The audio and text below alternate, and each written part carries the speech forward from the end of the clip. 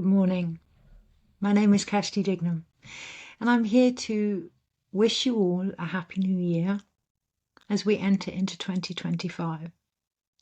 I have no real plans regarding what it is I'm being guided to share, other than I'm being guided to share. That may turn into a bit of a reading into this week's energies, or this year's energies, or potentially today's energies. The truth of the matter is, when we're looking at the energy of prediction, we are looking at potential. And all potential is reached from the level we find ourselves at currently, which is acutely based on our past and how we see our present situation. There's a lot of information coming through for 2025. What I'm feeling drawn to share is the acknowledgement of those that have stepped back or appear to have stepped back, of those in the background that have held space, of those that have maintained an equilibrium, a balance, a steady foundation in everyday life. It feels vital that we acknowledge within ourselves and each other the day-to-day running of what it is to be human. As we go into the year 2025, there are going to be many cycles that return. That can be from surface level behaviours, patterns, right through to whether or not you believe in this past life aspects coming forward. Because 2025 is the year of the Hermit and the Moon, adding up to 9 numerically, which you will hear a lot about over the next few weeks. We are dealing with the vibration of completion. The guidance I've been receiving is not to confuse that with endings or even beginnings, but to see completion as a stage in itself, as an opportunity to return to wholeness. To recognize that completion doesn't necessarily mean we are getting rid of something, but that we are bringing it back full circle. 2026 will be the time, or the potential, and there's a very fine line at the moment. So what I'm receiving is to be aware of the potential, but not to get too lost or caught up in the potential, and to be flexible and to show adaptivity with whatever is occurring around us and within us. Because we are at a stage of completion. 2026 is where we will see, hopefully, potential change and shifts coming in as we move into a 10 or a 1 or a 0 vibration. 9 is about completion. It is that pivotal moment, that stage of transition, that void, the darkness, what so many people see as the dark night of the soul, grief, loss, introspection, winter of the human experience, that is going to help navigate us through everything that will reoccur in 2025. As always, the guidance is to be in the present moment. And as we lead over the next 12 months, that is going to become more essential to anything that we are trying to achieve and any potential we may become aware of. In the moments of stillness, we are opening ourselves up to a wider version, a wider vision, not only of what we're trying to achieve, but ourselves. If we can hold space, and again, shout out to all of those that have, I see you, and I am incredibly grateful for everything that you do, often under the radar. If we can hold space and witness what is occurring and allow it to do its own natural progression within our own stuff as well, the journey is often more easier. The birth, the delivery is often more smooth. But also the lack of interference means that these things play themselves out generally quite quicker. Now, that's not to have any judgment on anything that may glimmer us, trigger us, ignite us, inspire us. It really doesn't matter what terminology you use. When we talk about being triggered, it's almost as if these things are a negative aspect, if something makes us react. But it is an opportunity to see what is igniting us, what is bringing us to life. 2025, what brings us alive, and really establishing the focus of that. To do so, we are going to be reminded of the things that don't. We are going to be reminded or given the opportunity to move through things that may dim down our own potential. As we step into 2025, being the Hermit year, it is also the moon year, and that is where I feel tension across my shoulders, a resistance to cycles. When we resist cycles, when we become understandably impatient, when you're in labour or you want things to shift or heal or be here sooner, when we resist cycles, what we're actually doing is standing in the way of change. Why? Because we're losing faith in what is occurring. And this is where those void moments are pivotal. Not only do they take us into stillness, yes, they can bring about a 0-point healing or balance within our bodies. Yes, they can allow what has been hidden to rise, shadow work and all those kind of things. But in the space of the void, we become more aware of an omnipresence. We become more aware of an expansive energy. We hold space within us. When we do that, when we can see that it isn't all about us, shock, horror, that there is other aspects at play here, we can witness truly what is unfolding, and on the other level, acknowledge the support that there is, so we won't feel so alone. As we go into 2025, there can be the notion of believing that we're doing these things on our own, believing that we are the only people or that want certain things, or becoming quite frustrated with what we are seeing around us. And it is an opportunity to go within, to find our reserves, to allow integration or completion. This is so important. In order for anything to change in 2026, now is the time to allow what has happened to be seen, to be acknowledged, to be brought back in a wholeness, a holistic way of viewing the light. 2025 is about the Hermit. It is about the star. It is about the vision. It is about what guides us forward now. Is it going to be the endurances? Is it going to be the light that we've gained, or are we going to find a more complete way of viewing the path that we are all on? I've noticed with my camera that you can't see the star on my Christmas tree because it's right at the top, and that feels quite pivotal. There may be moments where we can't see the vision. There may be moments where we lose sight. And it's not that our hopes, our ambitions, our drives, our dreams have changed. It is that we have.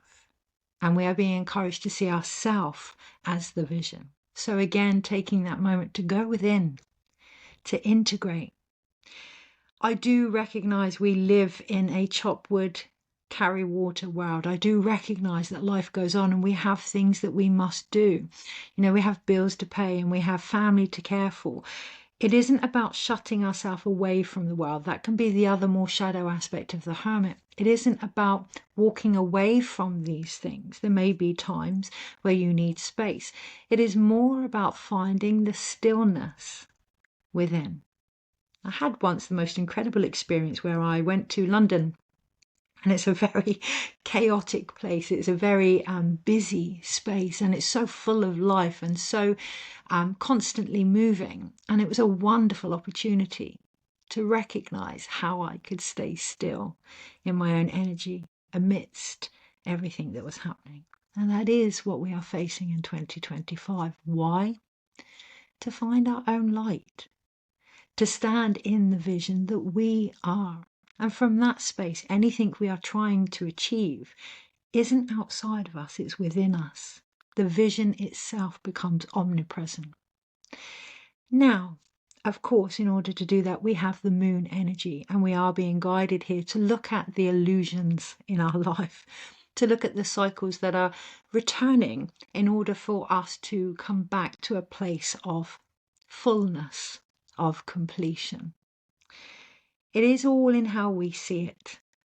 We can continue to look for the star outside of us, or we can find it from within. There are going to be potentials that are here to encourage us to slow down. They may not seem that way. They may initiate the opposite. They may initiate a fight or flight response, fear, anger, doubt, betrayal, all of these old wounds rising to the surface. But what they are doing is giving us a chance to integrate the whole path, to go a little bit deeper. Doesn't mean we have to deep dive into our psyche. However, with the moon energy, there is an opportunity to discover more about ourselves through our emotional wisdom. It is our emotional wisdom that connects us to our psychic abilities. It was Freud that actually called our emotions our psychic energy. It is our emotional ability to hold space for what is occurring and to really feel that allows us to be aware of our environment and act accordingly to what we need. If we do not open up to this light, this direction, this inner guidance, this intuition within us, next year could feel like a very hard slog. Using this time to pause, to reflect, to find your own, timing. The other thing that is going to come to light next year is just how, as a species, we have been manipulated, enslaved to the idea of man-made time. Now that is going to change on the stage in many, many situations. So, don't be surprised to see certain calendars returning, certain savings times being adjusted. What is important under here is, again, we can go from the calendar that we have to other calendars or other time measurements. All the time they're outside of us, they're not going to sit well with us. What is important here is that we recognize the alchemy of time. We recognize the power of time. We, in doing so, then expand our own availability, our own presence.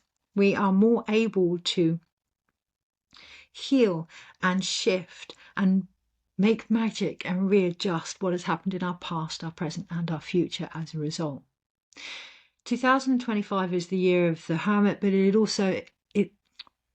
is also let's be aware of what you open yourself up to into 2025. The moment we receive the awareness, there will be an opportunity for more information to come through in a different way. And that is going to be channeling, that is going to be healing for a lot of different people. What it is the more shamanic energy. Now, by shamanic, I do not mean certain cultures or traditions. What I mean is the innate wisdom, the indigenous native nature of your own soul. That is going to come through in 2025, the moment we can acknowledge it and be aware of it. How does that happen? It takes time. It takes not time as in an hour or a week or however long you've put by for your healing, your path, whatever it is you're trying to achieve. It takes the moment by moment incidences that keep bringing you back to who you are.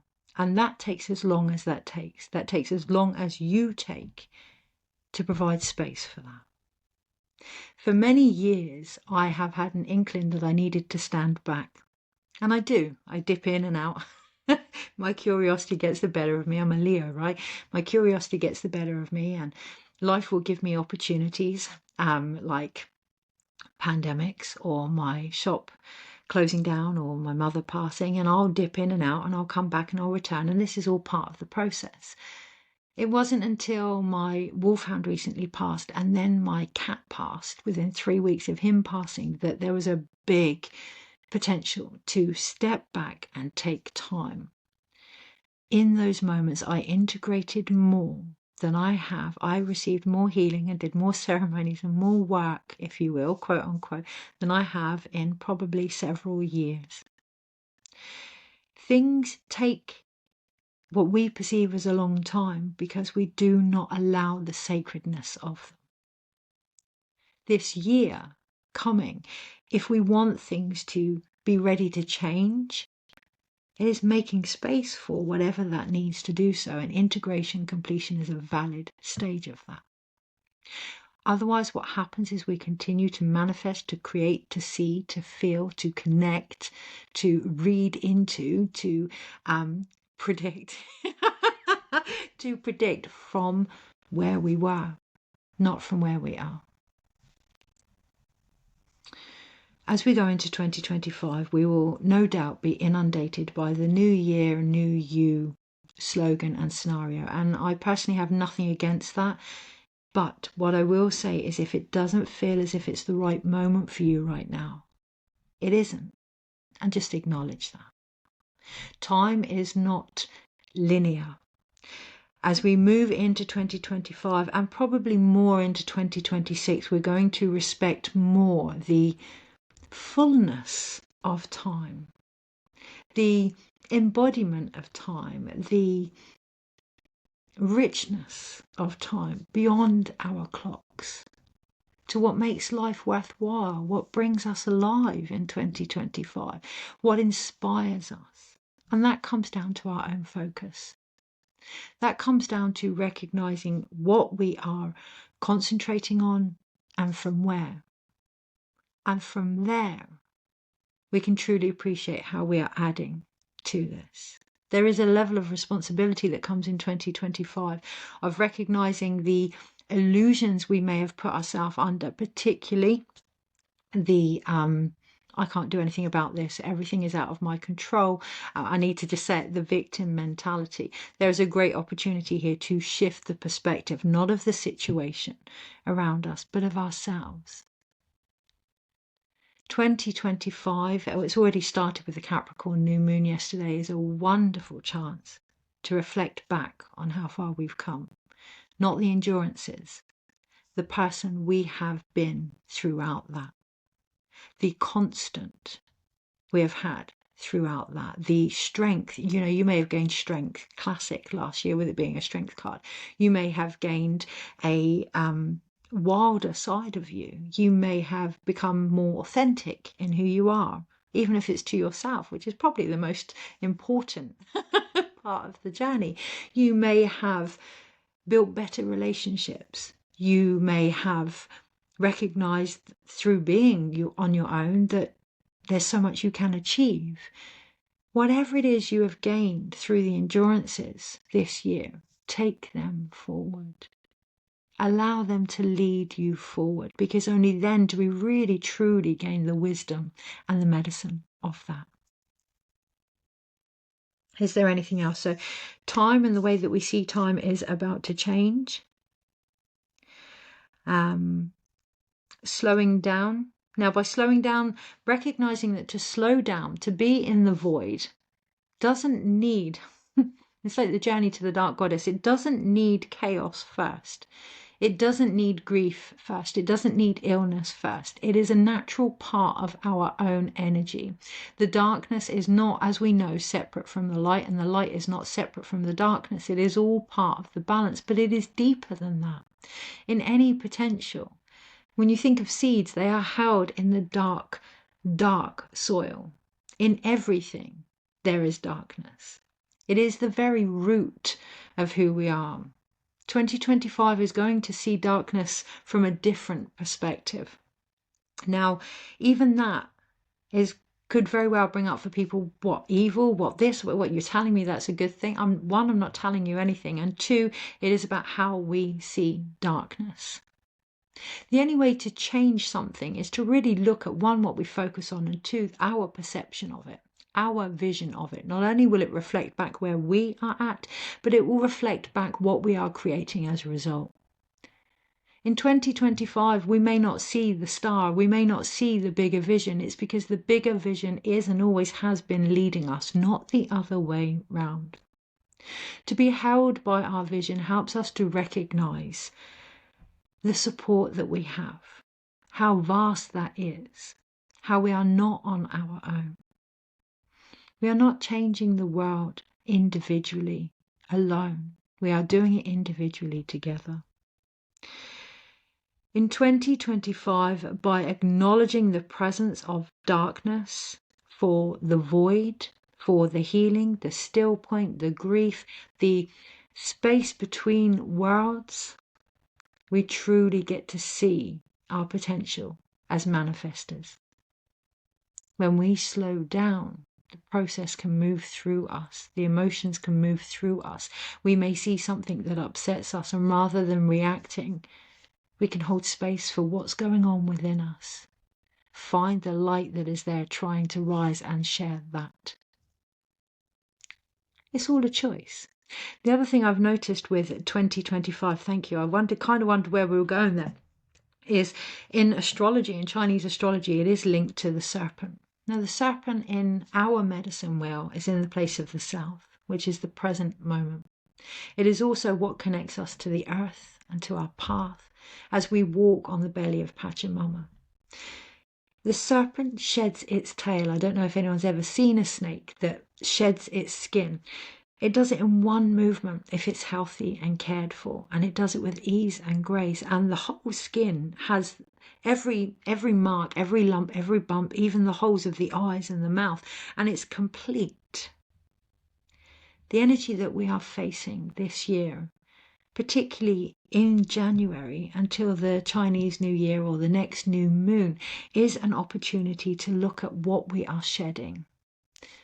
By recognizing what we are completing, we are going to see a lot of long-term goals come to a final aspect, provided we can hold space for them, provided we can keep going and just step a little bit further into our emotions.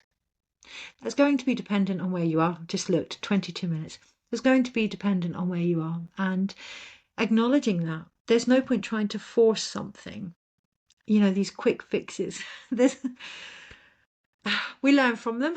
We learn from them, but there's no point trying to force something. It's going to take as long as it takes based on where you are. Have compassion for that. Have compassion for yourself. Have compassion for the journey. It wasn't until I stepped back and sat with my grief that I could really recognize what my physical body has been through in the last 5 years from a soul level, and have that deep compassion. And the moment my body heard, it started to integrate. Acknowledge the impact that change has had on you. My cat was a classic. 3 weeks after my dog passed, she passed. To see the impact of grief on her body. And we're all grieving, whether that's because we've lost people that we love, or the way that the world once was, the amount of people that have woke up, you know, to what has been a difficult realization for many, whether our jobs have changed, and it doesn't have to be negative things, change can be positive as well, whether we've moved into relationships that we've always wanted, but we're grieving the single aspect of ourselves. Whatever has happened, there has been change. The completion aspect of change is to acknowledge that and to take time to recognize the impact that that's had on the body, and allow things just to come down into the body, to ground and root, and to then set any resolutions or resolutions from that aspect. When I was grieving the last few months, there was a lot of stress going on, and I wondered why I not only couldn't hear it or cope with it. That's what I thought. I thought, I can't cope with this. But I knew also not to take on board these negative energies, these darker aspects. I was already in the darkness. I was already in the void of grief, and I knew not to take these other things on because they were distractions. They were almost fake darkness. We have artificial light. We have things that may seem light that aren't light. We have artificial darkness as well. The darkness I was in with the void of grief was held by love. No matter how difficult it was held by love. These other aspects trying to distract me out of that were not only a completely different vibration, and that's what we're going to step into in 2025, really recognizing what darkness is. When we talk negatively about darkness, we are talking negatively about the void, the death, change, the feminine, the earth, the shadow. When that happens, there is going to be a resistance to that. What I felt in this void was a resistance to what actually wasn't darkness. It was man-made. It was very logical, very mind-led. Not only did it not resonate, I knew if I took that energy, that distraction into this sacred place, the ability to manifest with that was going to be increased. And I feel that when we are taking time, when we are being in the process, we don't have to stop what we're doing. There's this misrepresented common belief that when we're in the void, that means we do nothing, that when we step back, we're doing nothing, when we witness, we're doing nothing, when we're holding space, we're doing nothing, that we have to constantly be fixing or doing. There's a time for action, of course. Stillness is an action. Recognize the sacredness of that. Chop wood, carry water. Allow that to become an everyday part of your life. Bring that feminine energy in. Embrace that true darkness. There's going to be a great title for this video. Embrace the darkness. Embrace the darkness, the true darkness, which is the mother, which is the energy of being held, nurtured, cared for, loved. Because in that sacred space, whether it is initiated by choice, whether it is initiated by grief or pain, true transition occurs. In that space, we get completion. The more we can do that in 2025, the greater the potential changes in 2026. Now, 12 months, gosh, 12 months I've got to be in the darkness. Well, no, we don't have to be anywhere. And it's about how we see the darkness. The other aspect is in those 12 months, what we're doing is we're caring and we're nurturing the landscape. We're caring and we're nurturing the soil. We're looking after our own bodies. So 12 months can go really, really quick. And these 12 months are an opportunity to ensure all aspects holistically of our health are up to par, are ready for the changes that we've been asking for. You know, we've done a lot of the endurances. There's been a lot of shifts and a lot of changes, allowing that integration into our body. The physical is the last level, allowing that integration into our body so that we can then, in alignment, mind, body, and soul, bring forth the shifts that we're looking for. And that comes in everyday stuff. There's nothing more spiritual than taking what we have discovered and applying it to life. The Hermit is a earth sign. It's Virgo. There's nothing more, there's a real difference between knowledge and wisdom. Knowledge is what we've gained. Okay, so I learned that, and that. Wisdom is, what am I going to do with that incredible information about myself, about the world, about what I yearn for, about who I am? What am I going to do with that? How am I going to apply that to my everyday life? And it can be huge, grand gestures. It can be millions of followers on social media. It can be smiling in the supermarket. A dear friend of mine is doing that lately, and it's really making a difference in their life. It can be, I have a habit of dancing up on the hill, and when I'm dancing, I'm praying. It can be cooking for your loved ones. It can be listening attentively to someone that doesn't get that on a regular basis. It can be pausing and gazing at a swaying tree. The stillness is there in everything. The feminine is there in everything. The magic is there in everything. It just takes us to take a moment to observe it beyond what we see. If something comes along and it's causing a familiar sensation in you, okay, so what's different about that? Allowing yourself to see it through the eyes of someone that's never seen it before.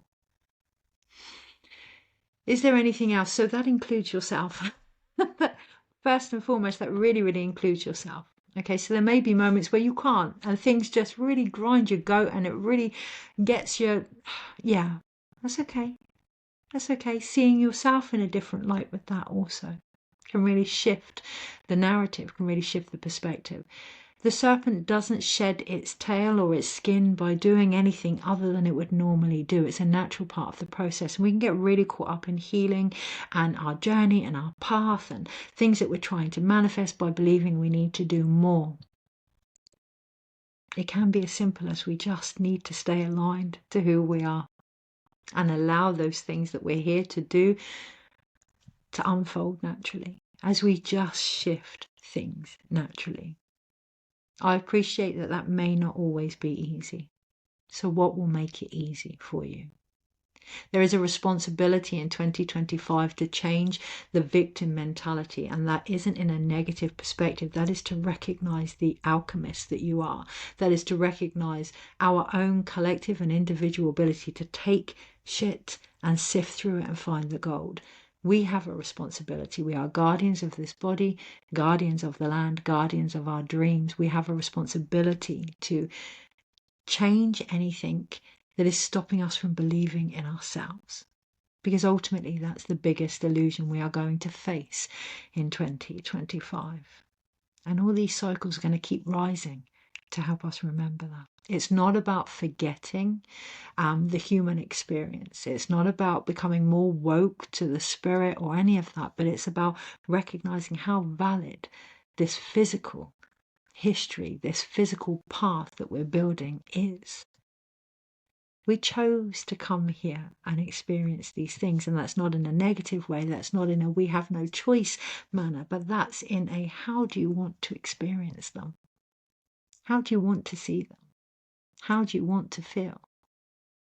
What are you prepared to do to achieve that? Because ultimately, only we can do that.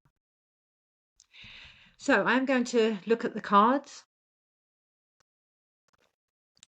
purely because next week I'm having a lot of building work done to my home.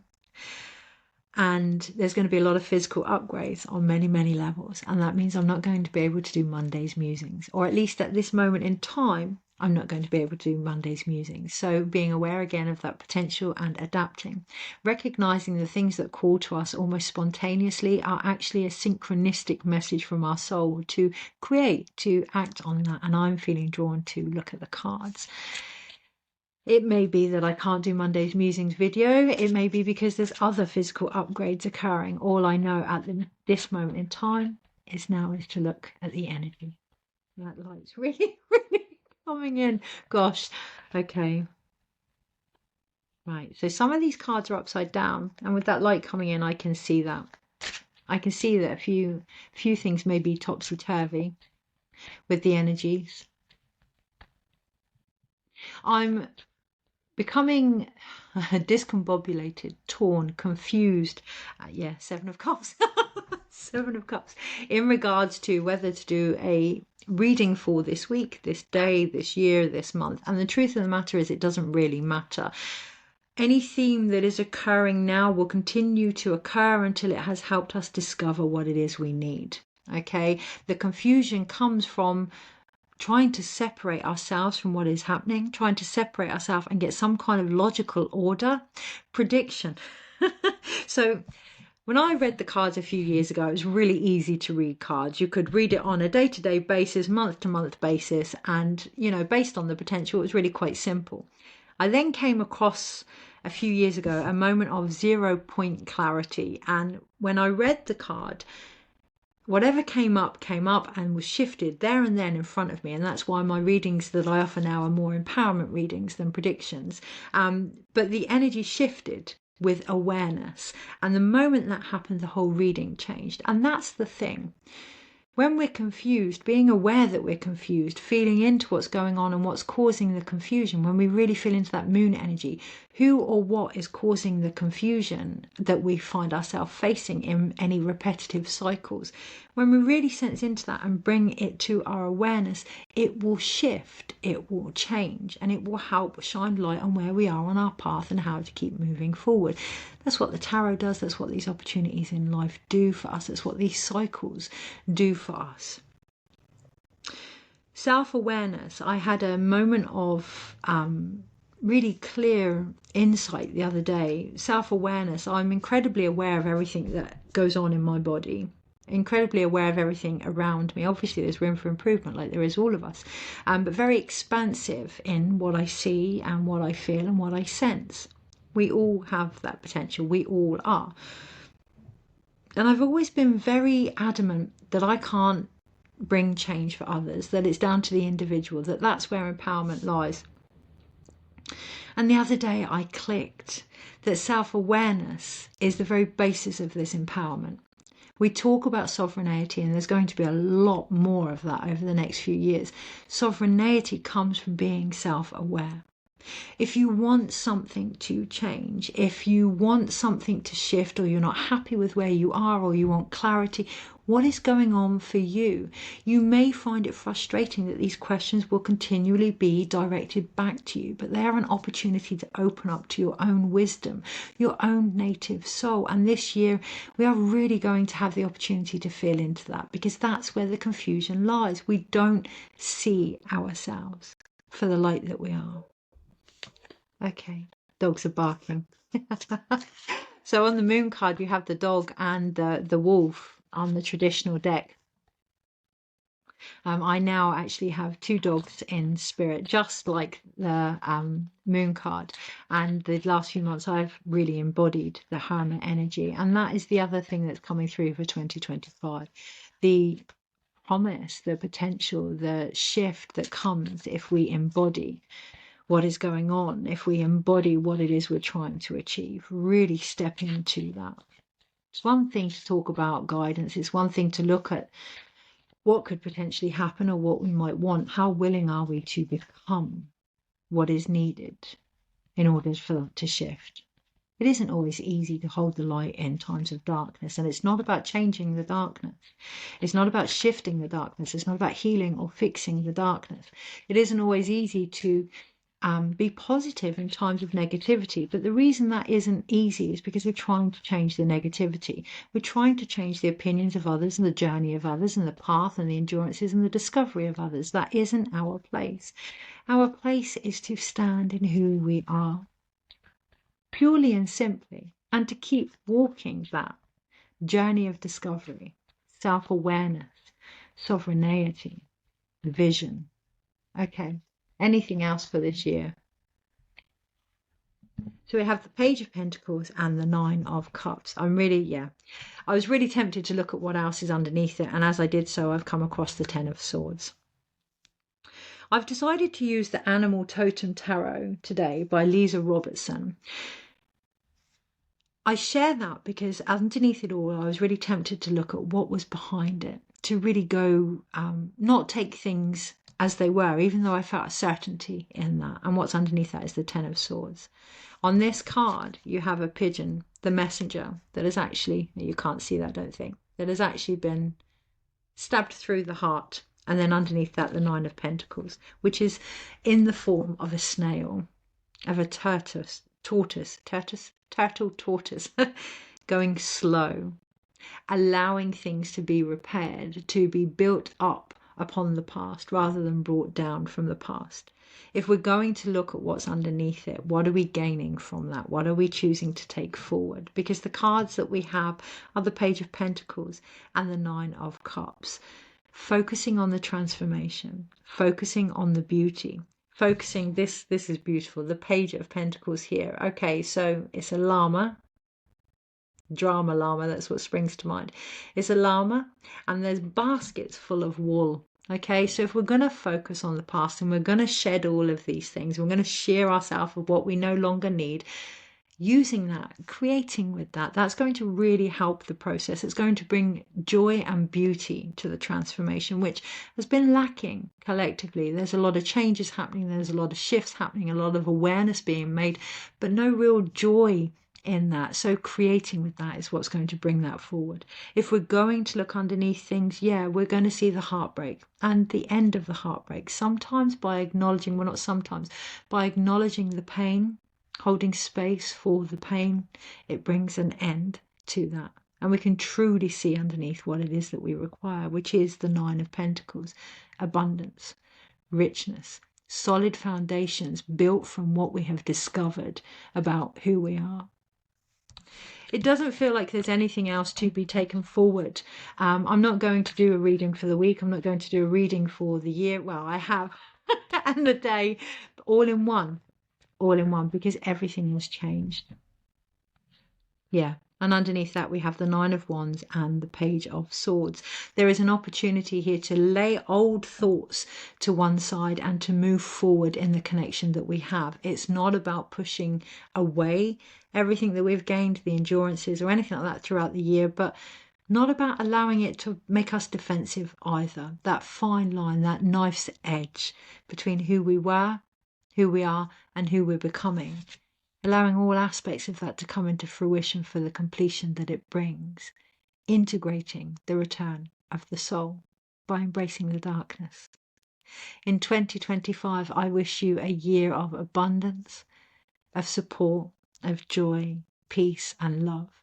May your soul receive whatever it needs physically to continue its journey with ease and with grace. And I leave you with one question. In 2025, what is it that's going to bring you alive? Take care, and I'll see you whenever I feel drawn to show up. Take care.